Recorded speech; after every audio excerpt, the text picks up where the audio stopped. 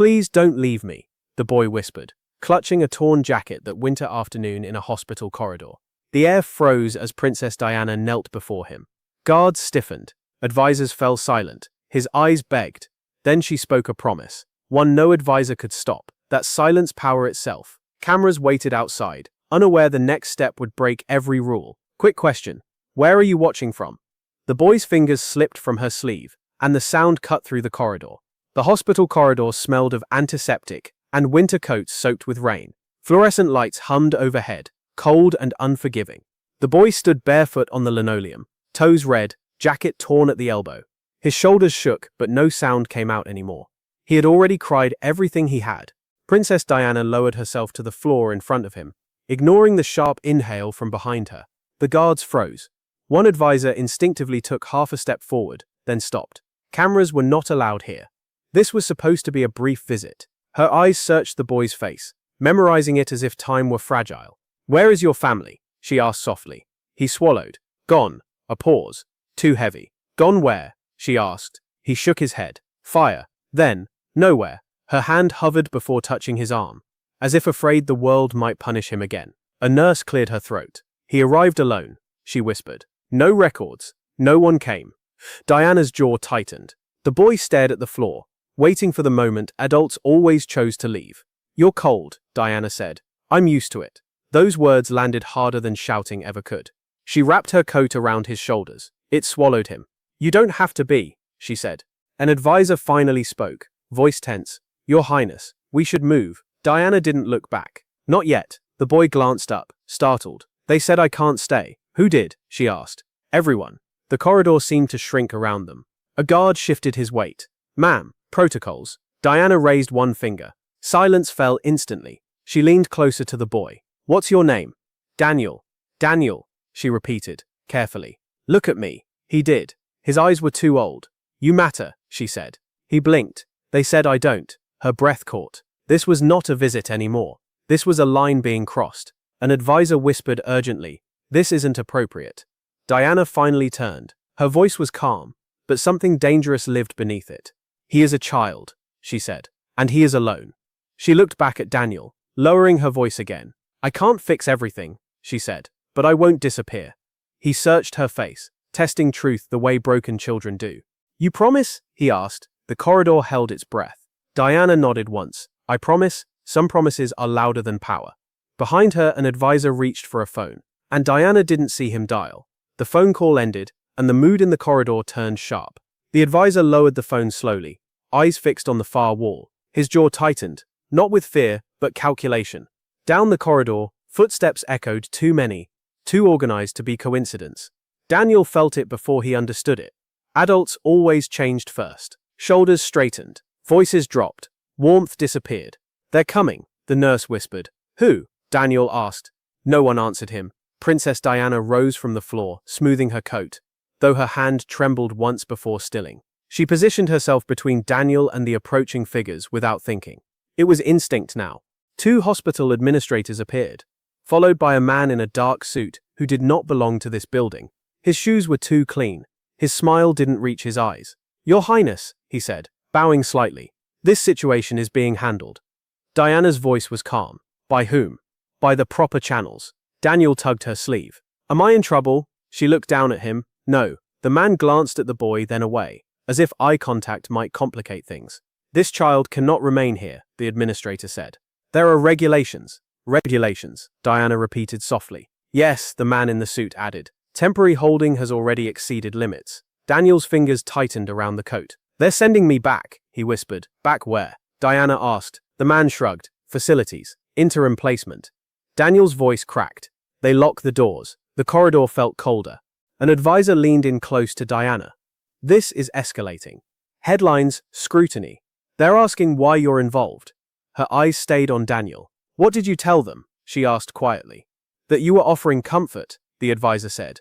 Not commitment. Daniel heard the word. Commitment. He didn't know what it meant, but it sounded like something people avoided. The man in the suit stepped forward. We'll take him now. Daniel took a step back, bumping into Diana's leg. No, she said. The word was soft, but it stopped him. This is not your decision, the man replied. Diana's gaze hardened. He's a child. Not a problem to be transferred. A beat. Then another. This isn't appropriate. The administrator insisted. Daniel looked up at her, panic flooding his face. You said you wouldn't disappear. The room seemed to tilt. Diana inhaled slowly. Every eye watched her now. Not as a princess, but as a risk. She bent down again, meeting Daniel at eye level. I'm still here, she said. The man in the suit checked his watch. We don't have time for sentiment. Diana straightened. Then make time, she said. Kindness becomes dangerous when it refuses to obey. The security doors at the end of the corridor slid open. And this time, they weren't coming to help. A small voice broke the tension. Soft, steady, and impossible to ignore. The security doors remained open, their glass panels reflecting authority and impatience. 2 officers stood waiting, hands clasped, eyes neutral. This was procedure. Clean, efficient, unemotional. Daniel's chest rose and fell too fast.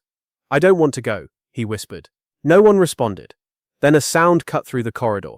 Not loud, not dramatic. I know him. Everyone turned. A girl stood near the nurse's station, barely 7, clutching a stuffed rabbit missing one eye. A hospital wristband hung loose around her thin arm. She had been watching the entire time unnoticed, invisible, until now. I know him, she repeated. An administrator frowned. Sweetheart, this doesn't concern you. She stepped forward anyway, stopping just short of Daniel. He shares his bread, she said, even when he's hungry. Daniel stared at her, stunned. The man in the suit sighed. This is irrelevant. The girl shook her head. He sits with me when I cry. Silence rippled outward. Princess Diana slowly turned toward the child. Her eyes softened, but her spine straightened. What's your name? Diana asked. Emily. And you're saying Daniel isn't alone? Emily nodded fiercely. He looks after people. Daniel's voice cracked. I try. The words landed heavier than any plea. One of the officers shifted uncomfortably. The advisor leaned in, whispering urgently. This is becoming a scene. Diana didn't move. She knelt again, this time between both children. Emily, she said gently, do you know what happens next? Emily hugged the rabbit tighter. They take him away, and what do you think about that? Emily swallowed. It's wrong. The word echoed louder than it should have. The man in the suit cleared his throat. Children don't decide policy. Diana looked up at him slowly. No, she said, but they reveal truth. Daniel's hands were shaking now. They always leave, he said quietly. Everyone does. Emily reached out and took his hand. No hesitation. I won't, she said. Something shifted. The nurse wiped her eyes quickly, turning away. One officer glanced at the other. The corridor no longer felt controlled. Diana rose to her feet. You see? She said, her voice steady. He's not a case file, he's a child who protects others. The administrator hesitated. This changes nothing. But it had already changed everything. Diana turned back to Daniel. You did something brave, she said. He looked confused. I didn't say anything. She smiled sadly. Exactly. Sometimes innocence speaks so softly. Power has no defense. The man in the suit lifted his phone again. And this time he smiled. The smile on the man's face said the decision was already made. The phone slipped back into his pocket with deliberate calm. Authority had been notified. Processes had been activated. The corridor no longer belonged to compassion. It belonged to systems. This ends now, the man in the suit said. Emily tightened her grip on Daniel's hand. Daniel didn't look at the officers anymore. He looked only at Princess Diana. They're still taking me, he said. Diana stepped forward before anyone else could speak. Her posture was straight, controlled, but something raw flickered in her eyes. She had seen rooms like this before, where decisions were hidden behind polite language. No one is taking him, she said. The administrator stiffened. Your Highness, please. This has crossed a line. A line, she asked quietly. The advisor moved closer, voice urgent but hushed. This is becoming untenable. Media risk. Political risk. Diana didn't turn. Children aren't risks. The officer nearest them shifted. Ma'am, we have orders. Daniel's breath hitched. Emily shook her head, tears falling silently. You promised, Daniel whispered. The words cut through protocol like glass. Diana knelt again, her movements slow, intentional. She met Daniel's eyes. I did, she said. The man in the suit scoffed. With respect, promises don't override authority. Diana stood. No, she replied, but humanity should. A murmur rippled down the corridor. Nurses had stopped pretending not to watch. Even the officers looked uncertain. The administrator exhaled sharply. You're making this worse. For whom? Diana asked. For everyone, he snapped. You're not supposed to care like this. The words landed harder than he intended. Diana's expression didn't change, but her voice did lower, steadier. That, she said, is exactly the problem. Daniel felt Emily squeeze his hand. The man in the suit raised his chin. If you continue, this will escalate. Diana nodded once. So be it. An advisor stepped in front of her, panicked. Please, think about consequences. I am, she said. I'm looking at them. She gestured to the children. Silence fell again, thick, uncomfortable. The officer closest to Daniel hesitated, then took a half step back. It was small, but everyone noticed. The man's smile vanished. This is your final warning, he said. Diana didn't blink. Then listen carefully, she replied. She looked down at Daniel. You're not invisible, she said. Not today. Daniel's lips trembled. He nodded, barely holding himself together. The corridor felt like it was holding its breath, waiting for something to break. They told her to step back. She stepped forward instead. The man in the suit turned sharply toward the officers and gave a single silent nod. What would you do in this moment? Footsteps multiplied, and the corridor no longer felt small. More people arrived, hospital leadership, legal counsel, unfamiliar faces with clipped voices and folded arms. The space tightened. Authority stacked itself neatly, layer upon layer, until oxygen felt rationed. Daniel pressed closer to the wall. Emily didn't let go. The man in the suit spoke first. This situation has exceeded acceptable limits. An administrator nodded quickly. We have donors, boards, oversight. Another voice added. And international optics. Princess Diana stood in the center of it all. Still, listening. Her expression revealed nothing, but her hands were clenched at her sides. An advisor leaned in, urgent. They're escalating above our control. Whose control? She asked quietly. Everyone's, he replied, including yours. A lawyer cleared his throat. Your presence complicates custodial procedure. Daniel didn't understand the words, only the tone. They're angry, he whispered. Diana glanced down at him. They're uncomfortable, she corrected. The officer from earlier spoke again. Voice tight. Ma'am, I need clarity. Diana met his eyes. So do I. The lawyer shifted. We need you to step aside. Diana didn't move. Please, the administrator said, softer now. Let us handle it. She looked at Daniel, at Emily, at the nurse who had stopped pretending not to cry. No, she said. The word landed flat. Final. The man in the suit sighed, exasperated. This isn't personal. Diana's gaze hardened. That's why it's dangerous. Emily tugged Daniel's sleeve. They're going to make her leave. Daniel's chest tightened. He looked up at Diana, panic flooding back. They always make people leave, he said. Diana crouched, bringing herself level again. Listen to me, she said. No matter what happens next, an advisor cut in sharply. This is not the time. She didn't break eye contact with Daniel. No matter what, she continued, you did nothing wrong. He nodded, tears spilling now. The lawyer checked his watch. We're out of time. The corridor felt ready to snap. A senior official stepped forward, voice low. If you persist, this will reach higher officers. Diana straightened slowly. Good, she said. The words startled even her advisors. You're inviting consequences, the official warned. She exhaled, steady. I've lived with them. A murmur rippled again. Fear this time, not hesitation. Daniel felt Emily squeeze his hand harder. They're scared of her, Emily whispered. Daniel realized she was right. When pressure comes from every side, truth chooses one. A phone rang, sharp, unmistakable. And this time, it wasn't for permission. The phone call ended with a single word, and the balance shifted. The man in the suit lowered his phone slowly. Something satisfied settling into his expression. Whatever had just been said was not good news. Not for the children. Not for her. I'm afraid this has gone far enough, he said. Daniel felt it immediately, the invisible door closing. Emily whispered, What did he say? No one answered. Princess Diana turned to her advisor, searching his face for clarity. He avoided her eyes. That was all it took. You knew, she said quietly. The advisor swallowed. I was trying to protect you. By warning them, she replied. Silence confirmed it. Daniel's heart dropped. He had seen this before. The quiet switching of sides. The moment adults decided safety mattered more than truth. The senior official stepped forward. Higher authority has reviewed the situation. And, Diana asked, they've instructed us to remove you from direct involvement. Emily gasped. Daniel's hand slipped from hers. No, Daniel said. You promised. Diana turned sharply, anger flashing for the first time. You called them. The advisor's voice broke. They were going to find out anyway. The man in the suit nodded. This ends cleanly. You step away. The child is transferred. Transferred. The word echoed like a sentence. Daniel shook his head violently. I don't want to go. The officer stepped forward again, this time without hesitation. Ma'am, he said, please move aside. Diana stood still. If you do this, she said, you teach him exactly what he fears. The officer hesitated, but orders were orders. Emily started crying openly now. Please don't take him. The administrator looked away. Diana knelt one last time, hands on Daniel's shoulders. Listen to me, she said urgently. What's happening right now is wrong, but it isn't the end. He shook his head. It always is. Her throat tightened. I will find you, she said. No matter what they say. The man in the suit interrupted, sharp. That's enough. Two officers moved in. Daniel clung to her coat.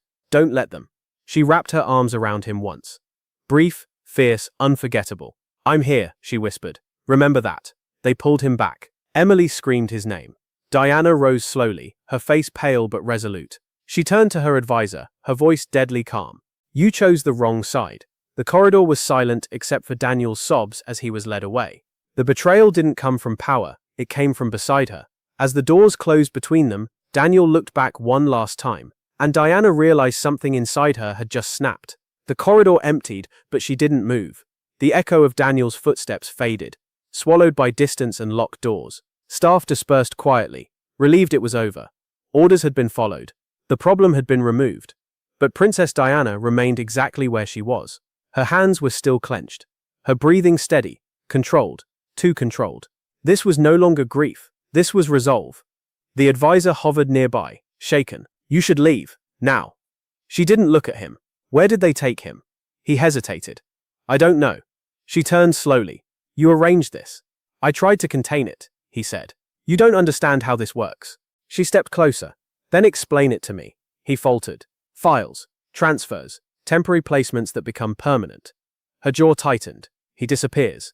The advisor didn't deny it. A nurse lingered at the far end of the corridor, watching. Diana noticed her. Where did they go? Diana asked. The nurse swallowed. Sub-level exit. Service transport. Who authorized it? The nurse glanced around. Orders came from above. Diana nodded once. She turned back to the advisor. Get me the transport log, she said. That's not possible. Then make it possible. He shook his head. You're crossing into areas you can't control.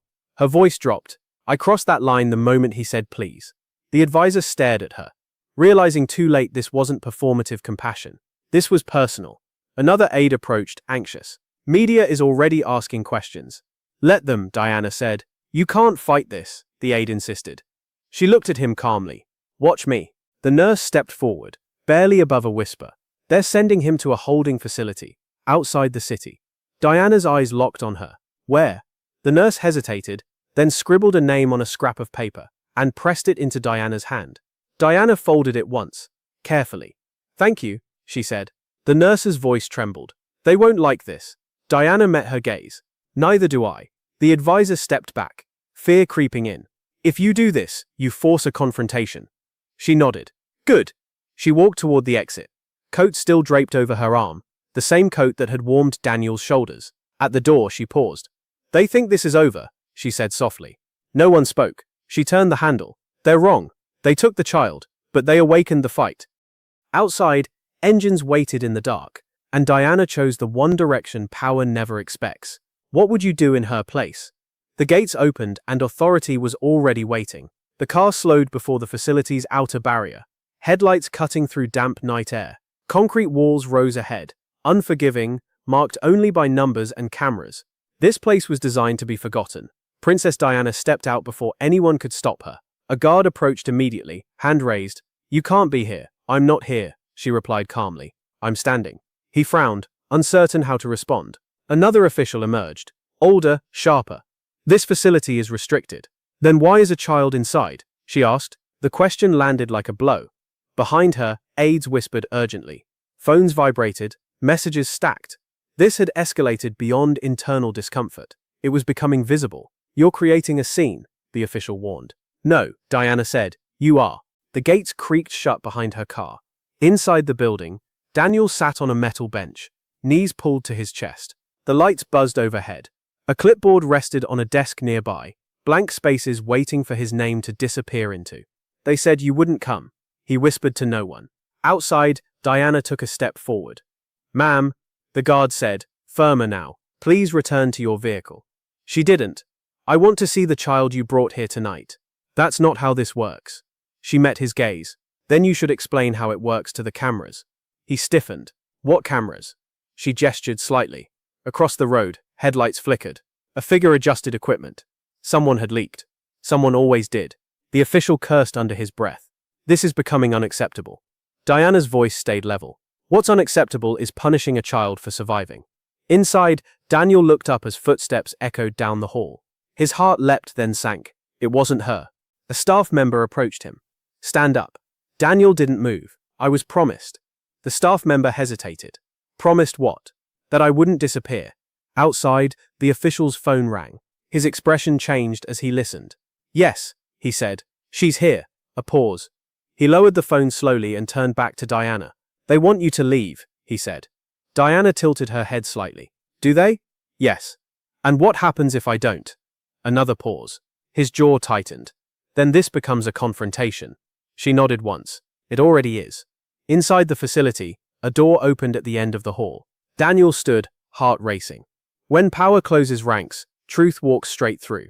The door swung wider, and Daniel heard a familiar voice.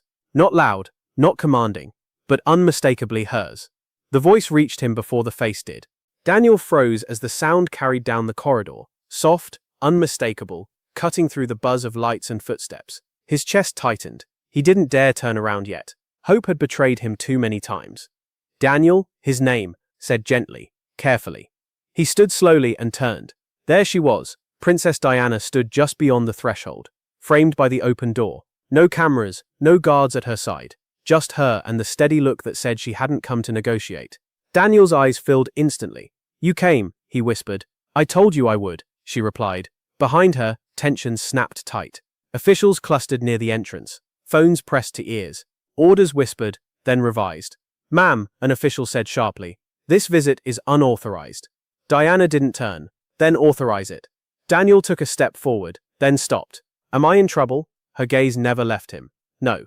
But they say many things, she said. Not all of them matter. A staff member moved to block Daniel's path. Diana raised a hand. Please, she said. It wasn't a command, it was worse. The staff member hesitated, then stepped aside. Daniel crossed the distance slowly, as if afraid the floor might vanish beneath him. When he reached her, he stopped just short. You promised, he said again, quieter now. She knelt so their eyes met. And I keep my promises. The room seemed to tilt. Behind them, the senior official hissed to an aide. This is spiraling. It already has, the aide whispered back. Diana stood, turning at last to face them all. This child is not invisible, she said, and he will not be erased quietly. This is not your jurisdiction, the official snapped. She nodded. You're right, a beat. It's your conscience. Murmurs broke out. Someone swore under their breath. Someone else looked away. Daniel reached for her hand. She took it publicly, deliberately. A phone rang again, louder this time. The official answered, his face draining of color. Yes, he said. She's here. Another pause. Longer. He glanced at Diana, then at Daniel. I understand, he muttered. He ended the call. They're reconsidering, he said stiffly. But this will have consequences. Diana's voice was calm. So we're doing nothing. Daniel squeezed her hand. Does that mean I can stay? No one answered immediately. The air felt electric, like the second before lightning strikes. This wasn't a rescue anymore. It was a reckoning. The official exhaled slowly and looked at Daniel. Come with us, he said. And no one knew where us meant anymore. The hallway narrowed as they began to walk. Daniel stayed close, every step cautious, as if the floor might betray him. Two officials walked ahead, one behind. No one touched him, but no one smiled either. The door at the end of the corridor was heavier than the others, thicker, marked with a code, not a name. This way, the senior official said. Daniel's grip tightened. Where are we going? No answer. She noticed immediately. The way his shoulders curled inward. The way his breathing shortened. Slow down, she said. They did. Inside the room, the lights were warmer. A table, chairs, no restraints, no cameras in sight. This wasn't punishment. It was deliberation. The official gestured. Sit. Daniel looked up at her. She nodded once. He sat. The door closed behind them with a dull, final sound. One official cleared his throat. This is an internal review. Of a child? She asked. Of a process, he corrected. She leaned forward. Processes don't cry. Silence. Another official spoke, carefully. This situation has drawn attention. Yes, she said. Because it should. Daniel stared at his hands. Am I being moved again? No, the first official said. Not yet. Not yet. The words felt like a threat disguised as patience. She turned to Daniel. Look at me. He did. Whatever happens in this room, she said gently, you tell the truth. He nodded. I always do. One official shifted uncomfortably. They began asking questions. Names, dates, places. Daniel answered each one simply. No drama. No pleading. When did you lose your home? Last winter. Any relatives? No. Anyone responsible for you? He hesitated, then looked at her. The room stilled. She is, he said quietly. Every pen stopped moving. That's not appropriate, one official snapped. She didn't flinch. He answered honestly. She said. The senior official exhaled slowly. This complicates matters. No, she replied. It clarifies them. Daniel felt something unfamiliar settle in his chest. Not safety. Not yet. But possibility.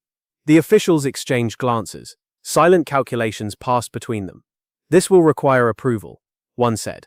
From whom? She asked. A pause. From people who don't like surprises. She leaned back. Then it's time they had one. The senior official stood. We'll adjourn. Daniel's heart jumped. Does that mean I'm leaving? The man didn't answer. She stood too, placing a hand lightly on Daniel's shoulder. No matter what door opens next, she said, you won't walk through it alone. Daniel believed her. That was the most dangerous part. When truth enters the room, rules begin to shake. Outside, another call was already being placed, and this time it reached someone who never forgave defiance. The phone rang once, and everyone in the room stiffened. The senior official answered immediately, posture changing as if an invisible weight had settled on his shoulders. Yes, he said. She's here. Daniel watched the color drain from the man's face. No, sir. I understand. A pause. Longer than before. The official glanced at Princess Diana, then away again. His voice dropped. Yes, of course. The call ended. No one spoke. Daniel felt his chest tighten. That was about me. She didn't deny it. She placed her hand gently on his shoulder. The official cleared his throat. We've received instructions. From whom? She asked calmly. From the highest level, he replied. This matter has become sensitive. Daniel's fingers curled into his sleeve. That means I'm leaving. The official hesitated. It means this never should have happened. Her eyes hardened. Yet it did. Another official spoke, voice cautious. You're being asked to step back. Publicly. And privately? She asked. And privately, he said, you are to have no further involvement. Daniel looked up at her, panic rising fast. You said? She squeezed his shoulder once. Firm, reassuring. I know what I said. The senior official continued. If you comply, this ends quietly. And if I don't? She asked. A beat. Then this becomes a confrontation with consequences that won't be symbolic. Daniel didn't understand politics, but he understood threats. Please, he whispered, I don't want you to get hurt. Her breath caught for just a moment. She crouched in front of him again, voice low. Listen carefully, she said. None of this is your fault. But they're angry because of me. They're afraid, she corrected. Because you were seen. The words settled deep. The official interjected. Sharper now. We need your answer. She stood slowly. You want me to disappear, she said, the way he almost did. That's not. It is, she interrupted. The room felt smaller, hotter. If I step back, she continued, what happens to him? Silence. That's your answer, she said. Daniel felt tears spill again. I don't want to be invisible. She turned to him, her voice steady but fierce. You aren't, she said, and you never will be again. The officials exchanged looks. This had gone beyond containment. The senior official spoke quietly. Then you leave us no choice. She nodded. Nor did you. She took Daniel's hand. That single act, simple, public, crossed a line no protocol could erase. When she chose the child, she chose the fight. Outside the room, doors began to open, and the sound of cameras flooded the corridor. Camera shutters exploded like thunder outside the door. The corridor was no longer quiet. Voices overlapped. Lights flared white, relentless. The sealed world of decisions had cracked open, and reality rushed in. Daniel flinched at the noise. She felt it immediately. Princess Diana stepped slightly in front of him, her body angled in a way that blocked flashes without appearing defensive. It was instinct, muscle memory learned long before tonight. Your Highness, is the child under your protection? Are these allegations true? Questions collided mid-air. The officials froze. This was not part of the plan. Containment depended on silence, and silence was gone. One aide whispered urgently, "We need a statement." She didn't answer. Daniel's hands shook. "They're staring. They're listening," she corrected softly. An official leaned in, voice sharp. "This is spiraling." "Yes," she said. "That's what truth does." A reporter pushed closer. "Ma'am, is it true this child was removed against his will?" The question landed hard. There was no polite way around it. Daniel looked up at her. "Do I have to say anything?" "No," she said immediately. "You don't owe anyone your pain." She turned toward the cameras at last. The noise dipped, not silence but attention. "This child," she said calmly, "is not a headline. He's a human being." The words cut through the chaos. Flashes paused, pens hovered. "He was alone," she continued. "And when a child asks not to be abandoned, the answer should never be procedure." An official hissed, "You're overstepping."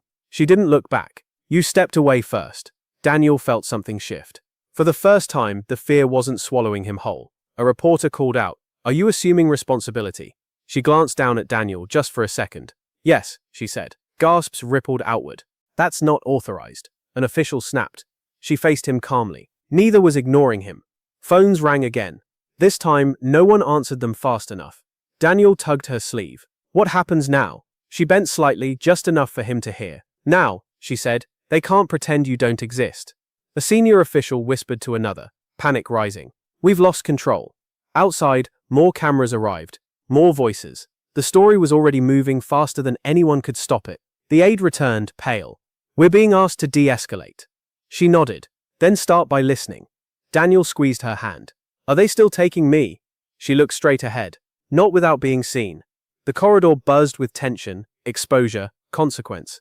This wasn't resolution. It was ignition. The moment the cameras arrived, silence lost its power. A senior official stepped forward, lowering his voice. "If you continue," he said, "this will go all the way to the palace." And for the first time that threat didn't sound like enough. The word palace changed the temperature in the room. The corridor seemed to stiffen at the mention of it, as if the walls themselves understood hierarchy. Phones stopped ringing for half a second. Even the cameras hesitated. Daniel felt her hand tighten, around his, not in fear, but in warning. The senior official straightened his jacket. "This has gone beyond discretion." Princess Diana met his gaze steadily. It went beyond discretion when a child was treated like paperwork. An aide rushed in, whispering urgently. "We have guidance." "From where?" the official asked. The aide swallowed. "Clarification from senior channels." No one said the name. They never did. Daniel looked up at her. "Are they angry?" She didn't lie. "They're uncomfortable." The official gestured toward the cameras. "This spectacle cannot continue." She glanced around. "Then stop making it necessary." A reporter called out. "Is the palace intervening?" The official snapped. "No comment." She turned slightly, just enough for her voice to carry. "When institutions feel threatened," she said calmly, "it's usually because someone has been forgotten." The words rippled outward, instantly quoted, instantly alive. The aide returned again, pale. "They want reassurance." "About what?" she asked. "That this ends," quietly. Daniel's breath caught. "Quietly means I go away." She knelt in front of him, blocking out the noise. "Look at me," she said. He did. "Quiet is how people disappear," she continued. "And that's not happening to you." The senior official raised his voice. "You are forcing a constitutional issue." She rose slowly. "No," she replied. "You're revealing one." Gasps fluttered through the crowd. An advisor hissed, "This is dangerous." She nodded once. So is silence. Another phone rang. This time it was answered immediately. "Yes," the official said. "She's refusing." A pause. His expression hardened. "Understood." He ended the call and looked directly at her. "They want separation," he said. "Now." Daniel froze. She stepped forward, placing herself fully between Daniel and everyone else. "No," she said simply. "That is not a request," the official warned. She didn't raise her voice. She didn't need to. "Neither was his fear," she replied. The corridor held its breath again. But this time, the power dynamic had shifted. Cameras leaned in. Reporters stopped shouting. Daniel realized something astonishing. They were listening to her. The official spoke quietly now. "If you cross this line, there's no going back." She looked down at Daniel one last time before answering. "Some lines," she said, "exist to be crossed. When conscience speaks, even palaces go silent." Security moved, hesitant, uncertain. And from the crowd, a new voice spoke up. One that changed everything. The new voice didn't shout. It didn't have to. "I was there." The words came from the edge of the crowd, steady and unmistakably calm. Heads turned. Cameras shifted. The nurse stepped forward. The same one who had whispered directions earlier. Hands trembling then, steady now. "I saw what happened," she said. "All of it." The senior official stiffened. "This is not appropriate." "It is," she replied, "because I wrote it down." She held up a folded report. Dates, times, names. Murmurs surged. Reporters leaned in like gravity had changed. Princess Diana didn't speak. She didn't need to. Her eyes stayed on the nurse. Grateful, resolute. The nurse continued. The child arrived alone. He asked for help. Procedures were followed, but compassion wasn't.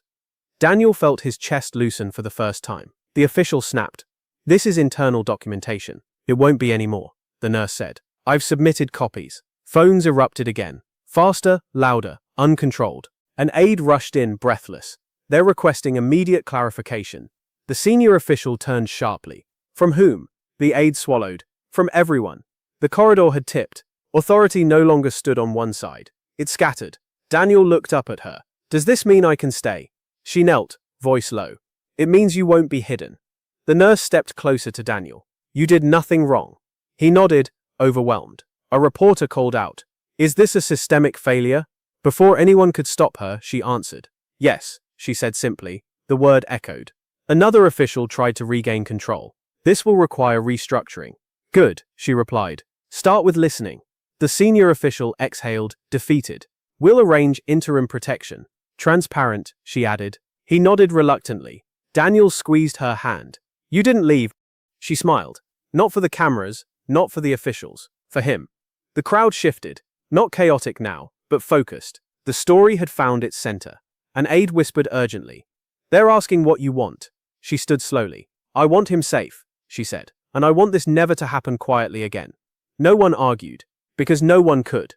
When truth found its witness, power had nowhere left to stand. As officials moved to comply, Daniel felt something unfamiliar settle in. Not relief, not joy, but the fragile beginning of trust. Morning light slipped through the corridor windows, quiet and unforgiving. The cameras were gone. The crowd had thinned. What remained was silence, the kind that follows storms, heavy with consequence. Daniel sat beside her on a bench near the exit, legs dangling, hands folded tightly in his lap. For the first time since she'd met him, no one was rushing him anywhere. An official approached. "Slower now. Careful.